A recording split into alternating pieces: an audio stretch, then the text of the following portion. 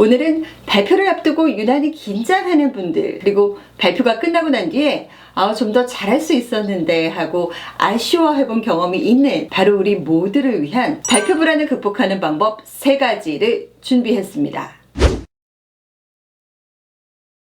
인간이 가장 두려워하는 것 중 하나가 사람들 앞에서 발표하는 것이라고 합니다. 이게 몇몇 사람들에게만 해당되는 게 아니라 대다수의 사람들에게 발표는 두려움을 주는 그 무엇이라는 겁니다. 많은 사람 앞에서, 특히 잘 모르는 사람들 앞에서 말을 한다는 것 자체가 우리를 위축시킬 뿐만 아니라 효과적으로 주제를 전달해야 된다라는 이 중압감이 우리의 입을 더욱 무겁게 만드는 것입니다. 그래서 자신감을 갖고 발표를 시작했다가도 끝나고 나면 항상 좀 더 잘할 수 있었는데 하고 아쉬움이 남기 마련입니다. 발표, 스피치, 연설 등 프레젠테이션 활동은 우리가 다른 사람들과 사회 구성원으로 살아가는 동안 피할 수 없는 것인데요. 어떻게 해야 이 공포심과 불안감을 극복을 할 수 있을까요? 발표 불안, 공포심, 불안감 이런 것들을 극복하기 위해서는 그 원인을 아는 것이 우선입니다. 발표가 떨리는 주요 원인은 잘하려고 하는 그 욕심입니다. 발표라는 기회를 통해서 남들에게 멋지게 보이고 싶은 마음이 큰 거죠. 그래야 사람들에게 능력 있는 사람으로 인정받기 때문입니다. 하지만 발표를 멋지게 하는 것보다 중요한 게 있습니다. 바로 할 말을 하는 것입니다. 여러 명의 팀원들이 함께 생각해낸 이 아이디어를 잘 정리해서 정확하게 전달하는 게 발표자의 역할입니다. 따라서 발표를 준비했을 때 프레젠테이션의 본질은 내가 멋있어 보이는 게 아니야.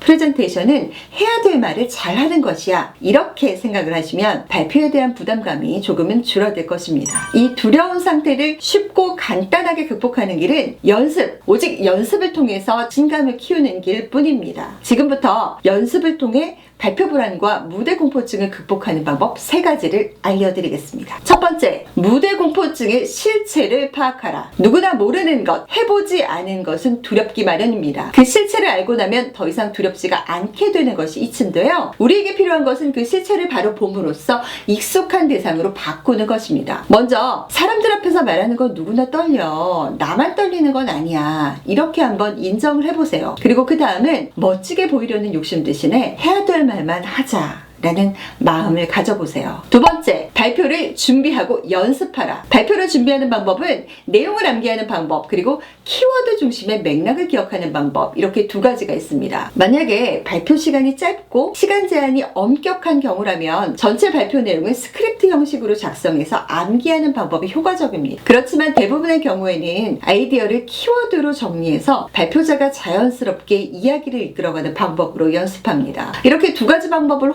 해서 먼저 대본 형식으로 스크립트를 작성해서 연습한 다음에 그 다음에는 스크립트를 보지 않고 키워드 중심으로 이야기를 전개해 나가는 연습을 하시기를 권해드립니다. 만약에 시간적인 여유가 좀 되신다면 휴대폰과 삼각대를 사용해서 본인이 발표하는 연습을 동영상으로 촬영을 해보세요. 촬영 후에는 본인의 모습을 스스로 리뷰하는 그런 세션을 갖는다면 연습의 효과가 배가 될 것입니다. 이렇게 혼자 연습하는 것보다 더 좋은 방법이 있는데요. 그것은 바로 팀원들이나 가족들 앞에서 예비 발표를 해보는 겁니다. 이렇게 예비 발표를 하면 발표를 사전에 미리 경험했기 때문에 발표자가 두려움과 불안감을 어느 정도 해소할 수 있습니다. 세 번째, 발표의 성공을 확신하라. 발표를 하는 데 있어서 성공과 실패를 좌우하는 것은 발표자의 태도와 열정일 때가 많습니다.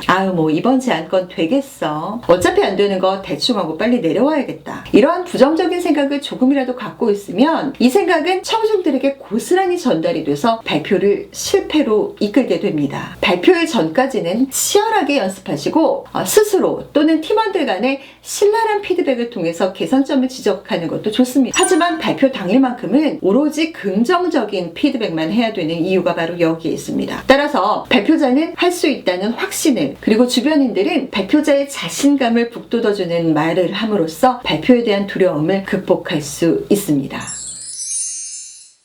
이상으로 발표 불안을 극복하는 3가지 방법을 알아보았는데요. 여러분들 중에 혹시 이걸 5년 전에 또는 10년 전에 발표 불안을 극복했더라면 내가 지금쯤 더 성공했을 텐데 라고 생각하는 분이 계신가요? 저 또한 조금 더 빨리 알았더라면 하는 아쉬움이 큽니다. 아직 늦지 않았습니다. 지금부터 발표를 두려워하지 마시고 당당히 마주하신다면 다가오는 성공의 기회들을 거머쥐실 수 있을 겁니다. 오늘 준비한 영상은 여기까지고요. 다음에 더욱더 유익한 영상으로 다시 만나 뵙겠습니다.